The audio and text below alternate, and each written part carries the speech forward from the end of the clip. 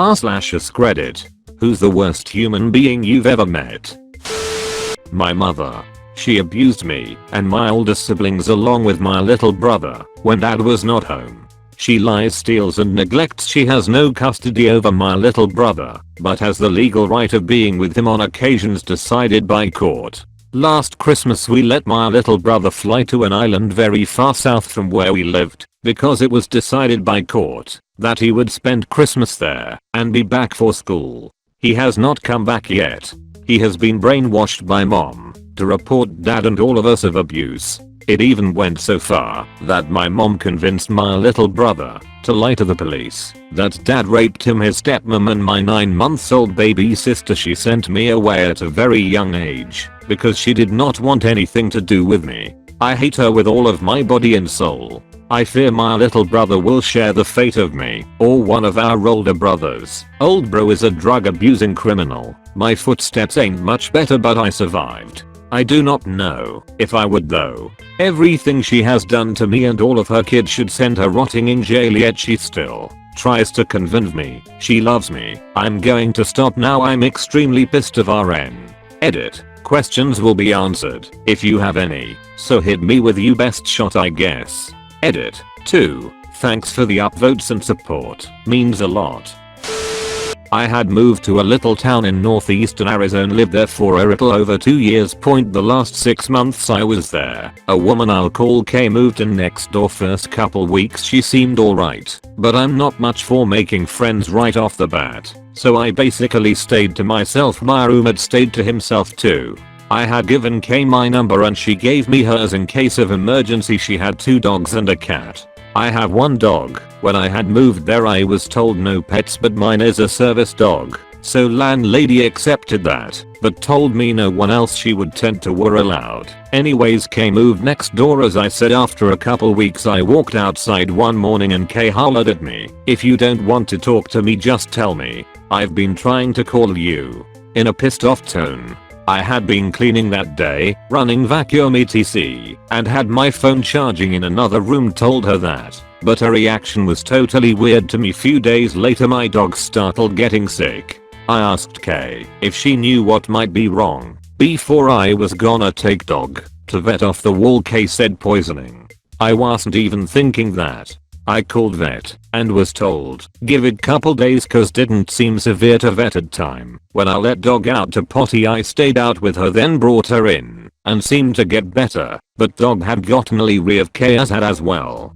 Dog would go to other side of our house. When K was outside few days later K hollered again for me and yelled at me for saying she poisoned my dog. I never said that to anyone, however I had no proof anyways. Then after that things got worse. Just before going to bed every night I or roommate would let dog out to potty and we'd stand on porch waiting for dog to come in. Every night K would shine a spotlight in our faces, and even during the night she would go around our place shining a light in our windows. Then one evening she called the cops and said I was crying for help. I wasn't. The next night the spotlight again and I almost fell off the porch, so I hollered for her to knock it off, and then my roommate told her to quit shining in our faces. K replied that we were harassing her, so roommate called the cops and they told her to knock it off. We called the landlady next day who asked what she was supposed to do about it, so we gave our next month's rent and a month's notice we leaving, and we did. That's a tough decision, but I guess I'd say my most recent ex of 5 years. We met online and he was completely enamored by me. I was young and jumped into a RLDR with him after a while, but I lost interest in just 24/7 being around this guy. I wanted to spend time with friends. He lost his shit and went off on me, saying he's just gonna kill himself, and then I was blocked. I called the cops in his city to try and save him, but they couldn't find anyone by that name. I panicked. Figured I forgot his last name and he was going to die. I was horrified, up 3 days with little to no sleep and blaming myself. He contacted me from the hospital after undergoing treatment for his stab wounds. I felt so guilty that I stayed with him so he wouldn't hurt himself. He went to school for some certificate program and I later flew him out to move in with me.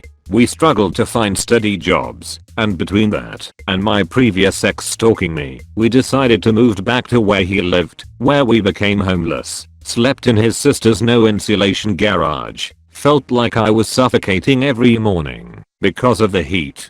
It wasn't until 2 years later that I learned a few truths. The first being that he lied about his name and family background. The second was he never got certified in the field he claimed. He got his JED. I was confused, but did what I could to accept this and moved on. Then I found out about the suicide. It was fake, 100% fucking fake. It never happened. He said it was nothing and to let it go. Days after this, he started disappearing for multiple days on end with his phone off dead, as he claimed. He'd come back like nothing happened. I was so upset, but he kept doing it. He was locking his phone and being defensive about me sitting near it, though I never even considered snooping. Ended up forgetting his code because he changed it so often. He got rid of the phone and claimed he had porn on it, and that's why he didn't want me to see it. Few months later, he plans this date for us after he runs some errands. He goes missing for days again, and I completely lost it and fell apart. We started arguing when he got back, and thus started this routine of him ignoring my existence. He wouldn't look at me or talk to me. He would have his way with me while I slept, and I'd wake up scared. I never knew what was happening until he was already doing it. I cried most nights, not knowing why things were as they were. When we argued, he'd beat me or act as if he was going to break my arm. He tried breaking my computer, knowing it was my only connection to my family. He kicked me in the stomach, and I remember driving on the floor as I had a panic attack. He got me an ice pack and acted like a scared puppy, as if he was sorry and scared of me. This happened often until I begged his family to use their landline phone to call home and fly back. Went home the next morning. He called me telling me this was my fault. It wasn't bad. Why would I leave him? Guilted me for another month. I felt alone and broken, trying to work a job when everything in me screamed no. Serious social anxieties. I flew him back out to me and paid for another apartment. Things seemed okay at first, and then I turned to drinking to cope. He must have noticed how inebriated I'd get and would use that vulnerability to again do as he liked. I let it happen.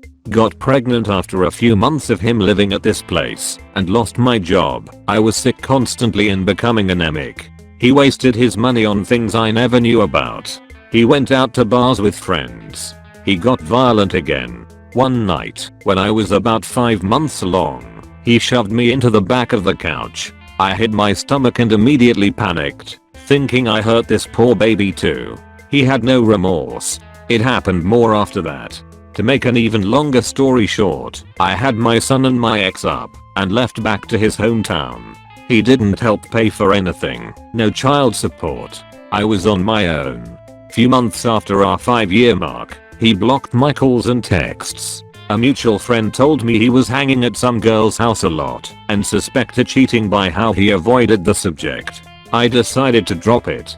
He messaged me multiple times to claim innocence, i.e. "Sh's taken. I can't even go there anymore, but I think I just got numb to the games and didn't want this for my son." I've since gotten myself into a much healthier relationship with a man who is a real father figure for my boy. I've still never gotten child support from my ex, and he blames it on me. Of course. Blocked him recently and have decided to let the courts handle it from here. I'm done. Worked side by side with a guy every day for 2 years. Always something bothered me about him.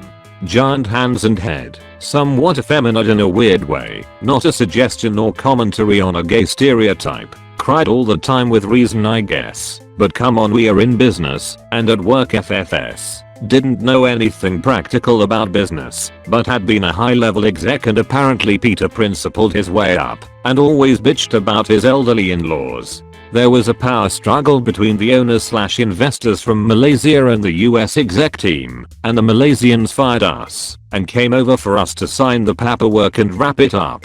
Bad guy incident #1, barely scratches the surface edition. 2 weeks later we get wind that he's the new CEO and had conned us all, me the CFO, the previous CEO and a couple of managers, by going along with the release signing and resignations and share dumps. He was then making more than the former CEO. Bad guy incident #2, the sick fuck edition. About 2 years later I'm watching the 11 o'clock news here in Philly and, boom, this guy's face pops up. He had raped his 96-year-old mother-in-law. I guess the father-in-law had died on multiple occasions and she had major, end-stage Alzheimer's. His wife/her daughter walked in and caught him. Can you imagine?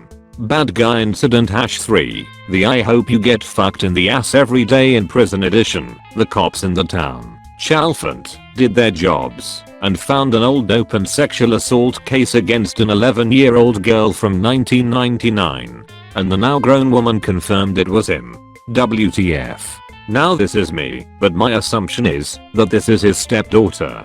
So, this piece of garbage is now ex-wife had her mother and daughter raped by this fucking guy. So, the only hope I have is that the guys in the prison plead guilty to both incidents and I think he got 20 years. Learn he only has one kidney and they rape him and beat him in the kidney every day for the rest of his life. This is for that little girl and that poor old woman who had no idea, and even for that poor woman who was married to him and possibly the mother of the little girl. Rot in hell, you motherfucking sick bastard. My mother.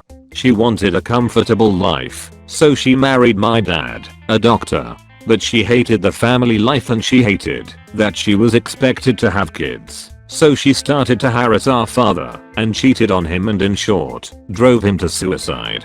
Then, she cut off all family members and started to try and drive my brother and I, 10 and 12 at that time, to suicide too, beating us, starving us, constantly repeating that we needed to die to amend the fact that we were ruining her life. When it didn't work, she put sleeping pills in our food and tried to stage a murder-suicide between my little bro and I. We survived. She went to jail. She got out of jail and immediately started to blame everything on us again, harassing us and all. She moved back to our grandparents' home, barred us from there by law decision and now goes everywhere saying her worthless children abandoned her and is perverse and manipulative enough everyone believe her where she lives. We can't even go back to our childhood place as she has turned the whole village against us. Edit. First, thanks for the silvers. Second, as several of you pointed out, petty revenge may not be the solution, as tempting as it may appear, and while I agree on principle, truth is I may have kind of understood why she did it, but I haven't yet forgiven. I'm from an older generation. It happened more than 25 years ago, and at this time, well, it was easy for a woman to plead temporary insanity for such behaviors. Since she had us moving regularly and the case wasn't made public as we were minors, it was very easy for her to get a new start on life. There were no newspapers articles, no announcements. It was made to protect us, but it mostly protected her too from facing the real consequences of her actions. I haven't done the big reveal yet because my little bro asked me not to do it. He is a father and doesn't want all this mud stirring to come back and potentially harm his own kids, and I will OFC respect his decision to protect my nephews. When our birth mother pass away, we will reconsider. Lastly, this may sound obvious now, but yeah, forcing women into maternity and into having children that aren't wanted can lead to such situations. Not everyone is made to be a parent, men or women, and rather than demean and stigmatize those who have the strength to realize it, accepting it may save plenty of suffering both for the parents and the kid that will be born in a home unable to care for him. One last thing. Be good to each others out there, buddies. I raise my glass to you and hope we all find a happy place. Took me long enough to find mine, but I did. The administrative manager at a company I worked for once. He would verbally abuse all his employees. Also verbally abuse people who weren't his employees. Change processes just to make things harder for everyone because he loved it. Promise stuff, not do it, and then deny the promise. One of his employees got fed up and found another job. He went to the company and talked massive shit about the guy, even though he was a good employee. Dude lost the new job. He then wore that as a badge of honor and kept reminding his staff he did that. Do petty stuff to make everyone miserable, like cutting the catering budget in half. The company was pretty isolated, so everyone ate there, and you'd need a 15-minute drive to get food somewhere else, not to mention the time it takes to reach your car in the parking lot. He'd make that drive and have 2-hour lunches every day. Another petty thing, close half the toilets just because. Also fired most of the cleaning staff, so they were mostly filthy. Bought the worst kind of toilet paper because people should do that at home. When they're here they should be working. If there was a simple thing he could do to help, he wouldn't do it. If the thing is complicated and hard to do, but fucks over someone else, he'd do it. My stepmom. She fucked my sibling and I up. We were small children when she was introduced into our lives, and she had a lot of problems, the most prominent being alcoholism and being bipolar. She would scream at us, insult us, throw things at us, force me to eat out of the trash can, and beat me so hard I couldn't walk when I was 8. She was worse than any school bully. She would flip out when my dad/other family wasn't around and then make us seem like the liars. I struggled to remember what was real or not real, as she had convinced me I was just imagining things for attention. I was sick a lot as a child and she stated I was doing it all for attention despite my doctors diagnosing me. If I ever accomplished something, then I was her child. If I messed up or got bad grades, I was my father's child. She would take each of us out to dinner and shit talk everyone in the family, so we grew up not knowing who to trust. It ended up turning everyone against each other. We hated ourselves so much growing up. I was depressed, self-mutilated because I thought I deserved to be punished, and still have diagnosed anxiety to deal with. I still struggle making friends and having relationships. So I have two. My sister. She honestly ruins everything she comes into contact with. She beats children because she gets jealous of them from what I've gathered, and she poisoned multiple family pets and beat them too. She's an alcoholic and a drug addict and a hoarder. She's always been this way, and she constantly manipulates family members into giving her money and tries to sleep with family members' so's. Last I saw her, she stalked me at my last job and tried to get me fired by yelling in my coworkers' faces that I'm a bitch, and then blew up my boyfriend's phone over not getting invited to his family's party. Not our family, my boyfriend's family that she doesn't know, and after she was so rude to him. Then she left me a weird baby picture of me that she drew on. It was like a horror movie or something. My other one is a guy that used to be my friend. I got drunk and he assaulted me and handed me over to a guy in his fraternity that was a known predator and watched me get raped. I tried to get help and therapy, and he ended up turning my friends against me and manipulating them that if I reported anything, that I was a racist. They threatened me and it just was traumatic. I was on a flight out of Las Vegas headed home after a week-long trip for work. We all got settled into our seats, and it was looking like Myro would have me at the window, another guy on the aisle, and no one in the middle. Aka, the dream. Right before the doors close, this guy gets on. He's probably early 20s, dressed like a douche, and talking loudly on his cell phone about how many women he slept with the previous week.